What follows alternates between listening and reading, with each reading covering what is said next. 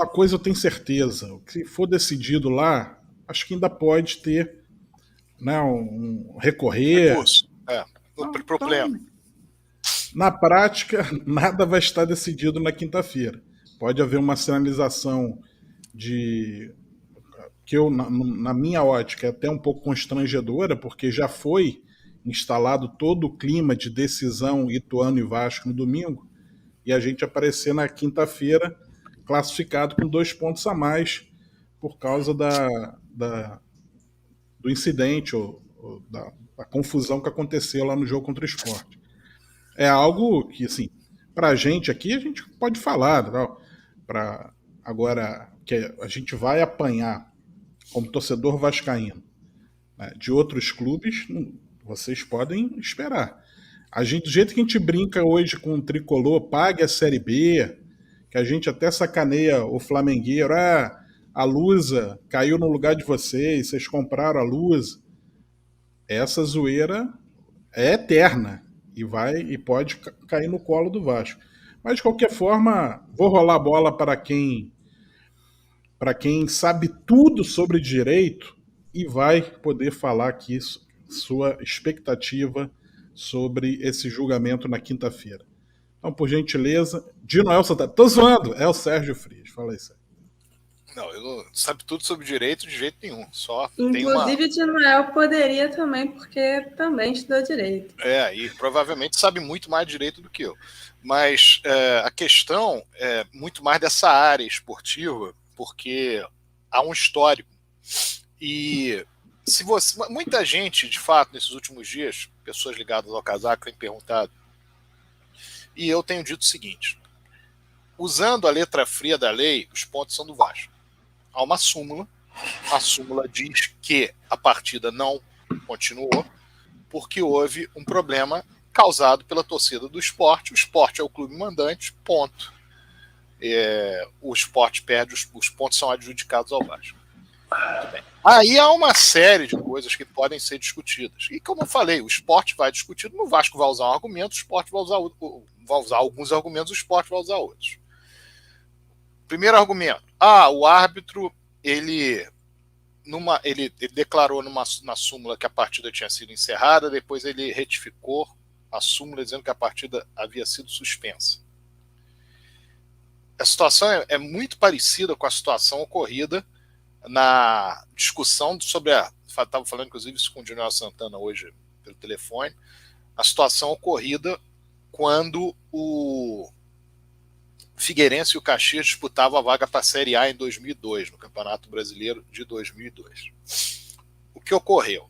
A torcida do Figueirense vencia a partida por 1-0, se o Caxias empatasse, o Caxias seria o classificado. Se o Figueirense ganhasse, o Figueirense era o classificado. O jogo era no Orlando Scarpelli, no campo do Figueirense, e a torcida do Figueirense, quando dá volta de 46 minutos do segundo tempo, invadiu o campo para o jogo, teria ali 3 minutos mais para serem disputados, uma coisa assim, mas ela invadiu o campo para o jogo acabar e ponto.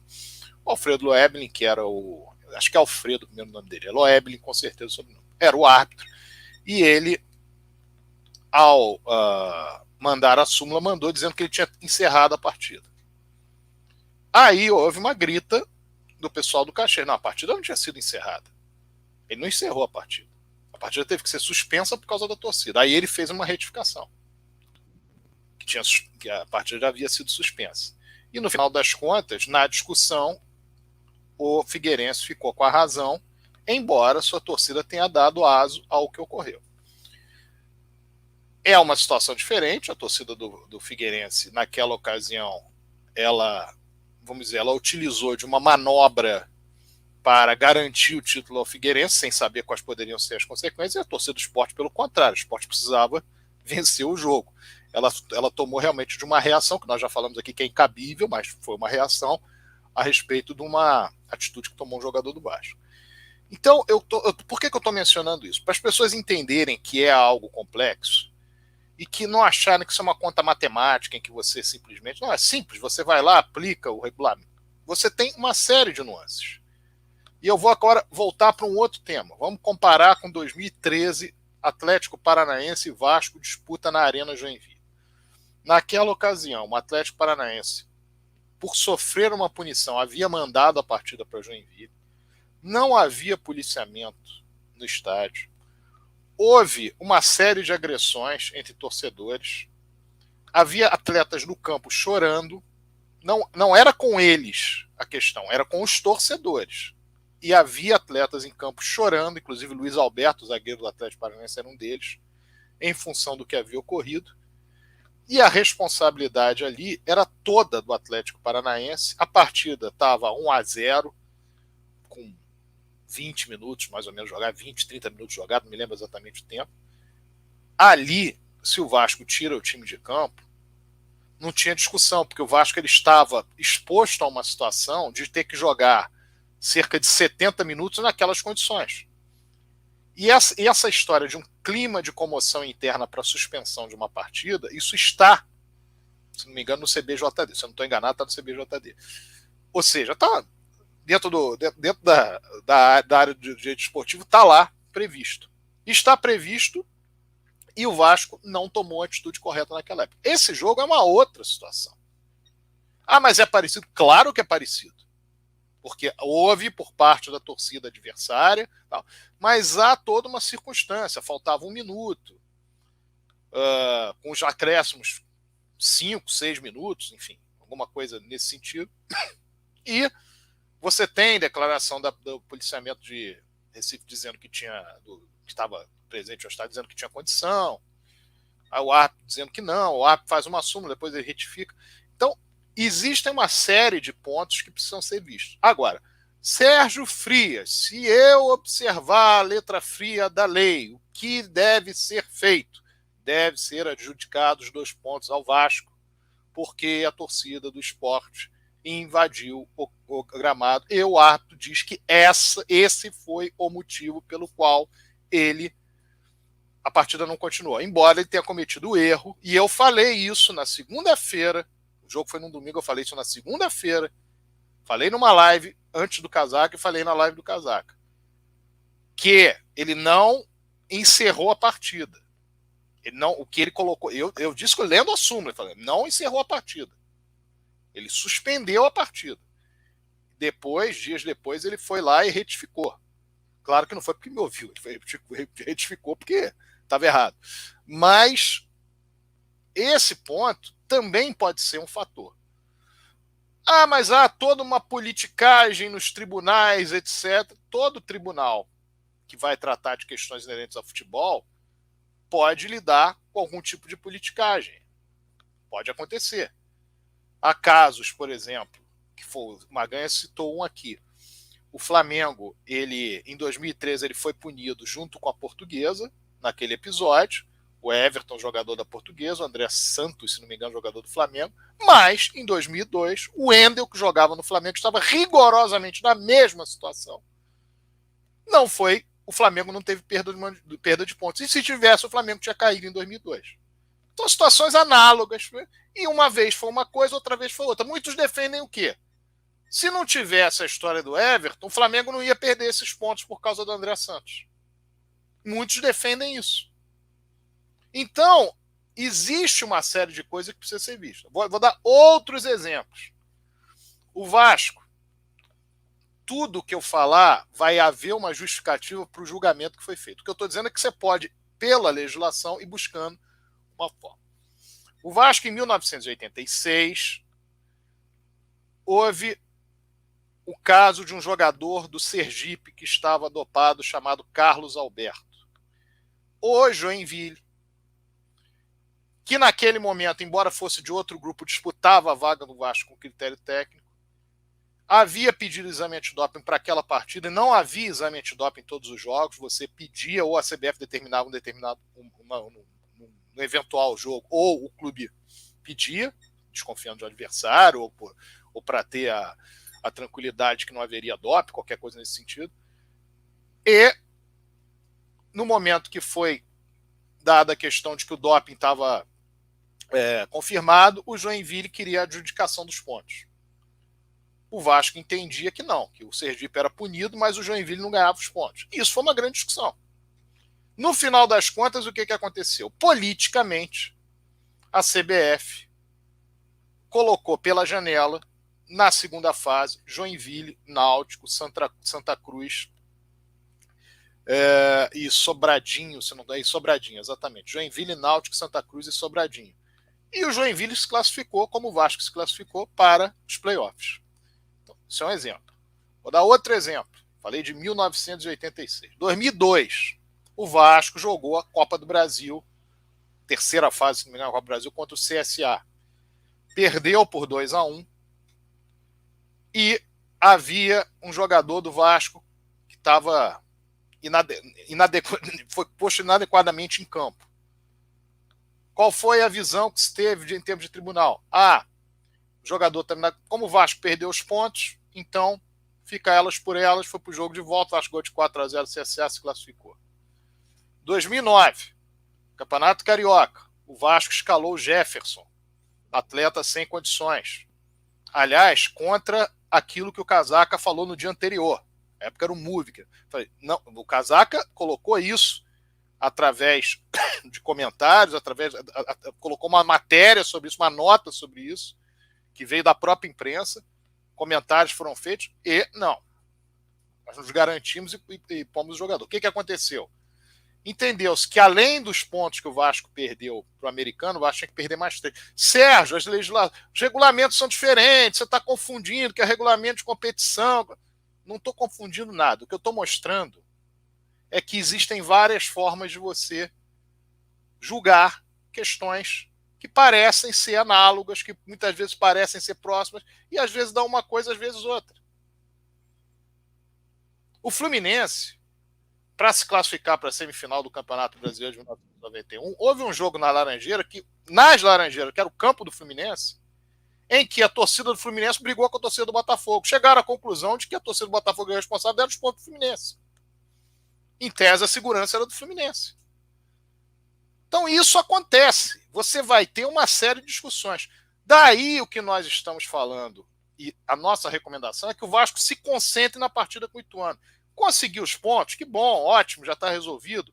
Que também consiga no pleno, tudo bem, mas o jogo contra o Ituano é fundamental. Eu dei esses 5 exemplos, podia dar mais uns 10.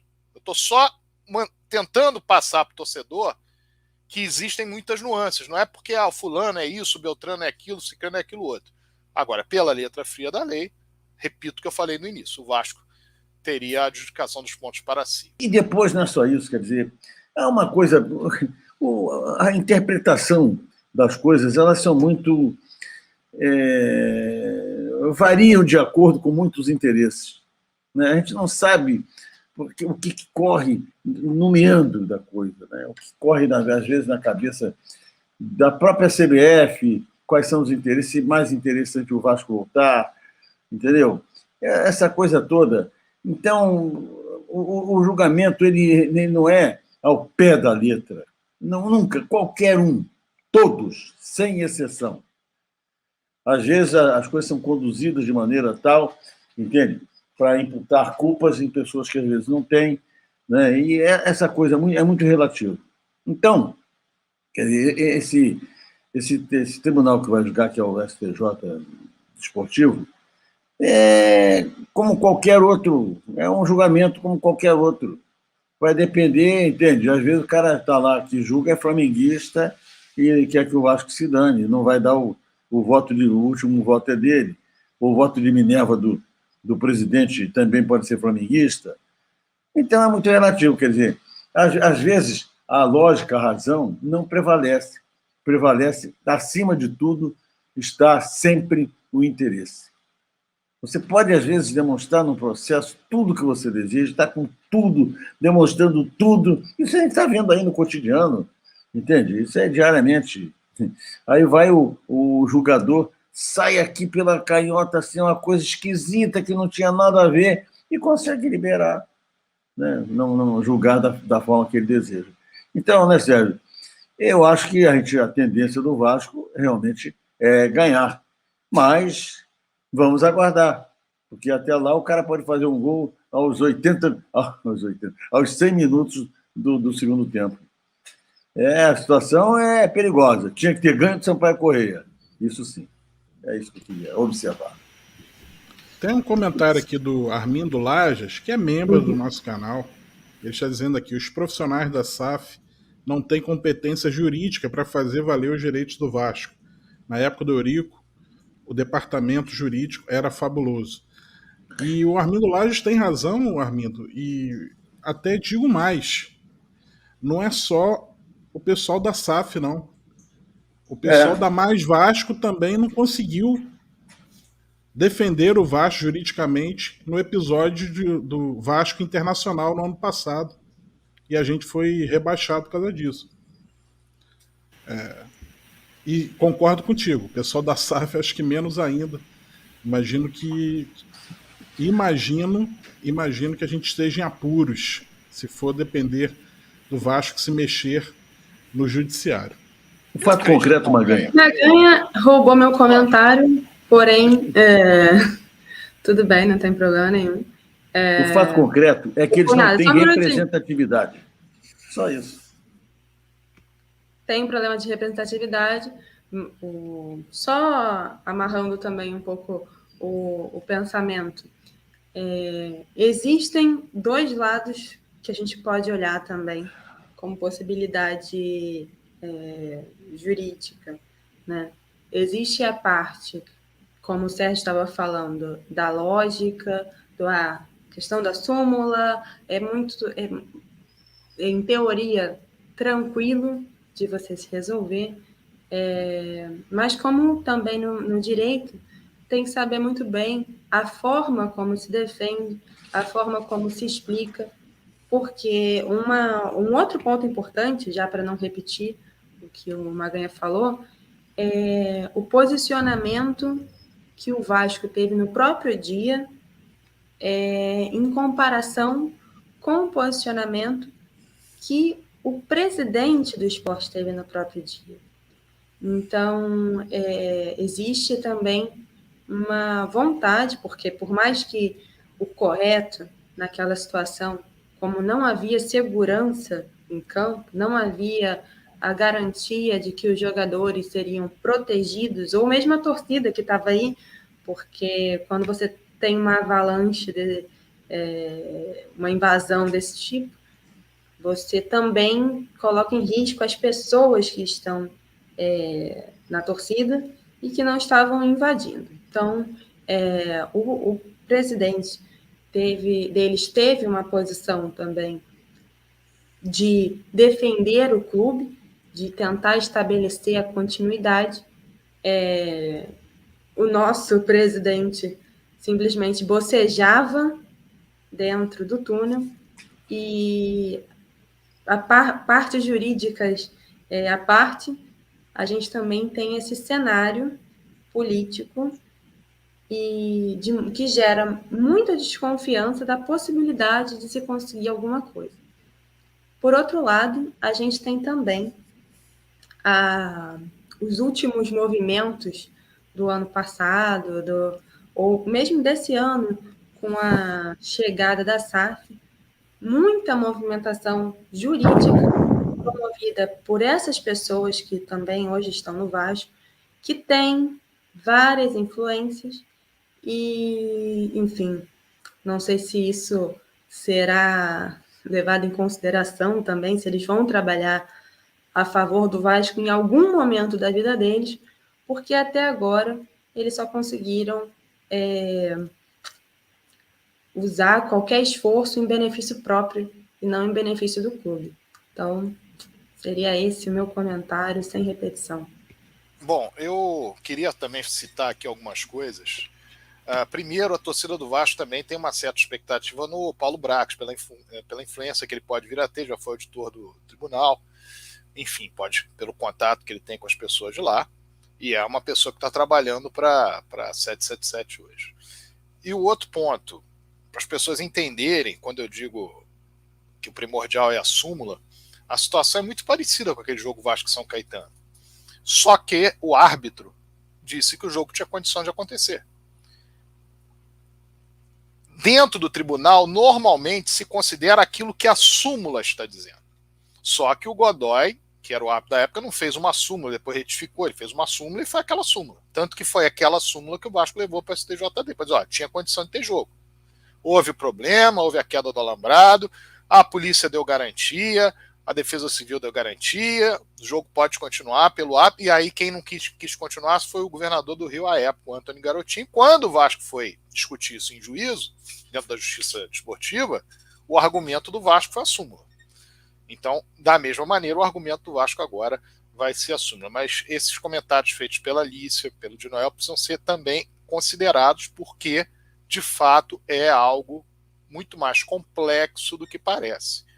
Mexe com interesses, mexe com clubes que buscam a classificação, mexe com aqueles que estão à frente do Vasco, sabendo que essa situação é uma situação de você, de repente, chegar a essa altura do campeonato e o Vasco não subir, é um problema político enorme dentro do clube. Então, tudo isso junto acaba dando oportunidade de você pensar, pode ser decidido de maneira política ou pode ser decidido de maneira estritamente jurídica. Os argumentos dos auditores, pelo que eu vi em relação ao jogo Ceará e Cuiabá, que não houve a punição, ou seja, não houve a perda de campo, de mando de campo, estão muito subjetivos. O caso do alguém teria dito o caso do Vasco é pior, né? O caso do Vasco é pior. Como é que é isso? Mas se tivesse acontecido isso, aquilo, está muito solto isso. Está muito solto. O fato é que, se vocês perguntarem, o árbitro poderia continuar, na minha opinião, agora só o Sérgio, a opinião do Sérgio, o árbitro poderia continuar aquele jogo 40 minutos depois? Poderia, faltava 5 minutos, não tinha metade do torcedor do estádio. Mas ele achou que não podia, ponto. Ele é o árbitro. E quem é que deu ensejo a que houvesse essa possibilidade do árbitro entender que poderia não haver jogo? A torcida do Sport, não foi o Vasco.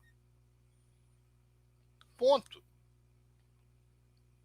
O Vasco podia fazer o segundo gol, havendo mais 5 minutos, poderia tomar o segundo gol, poderia o jogo terminar empatado sem problema algum, e mesmo com metade da torcida no estádio, poderia haver uma outra manifestação. Ninguém sabe. O árbitro chegou à conclusão de que, olha, não é mais para ter jogo. Diferentemente do que o Oscar Roberto Godoy chegou à conclusão lá atrás naquele jogo com o São Caetano. E normalmente é isso que prevalece.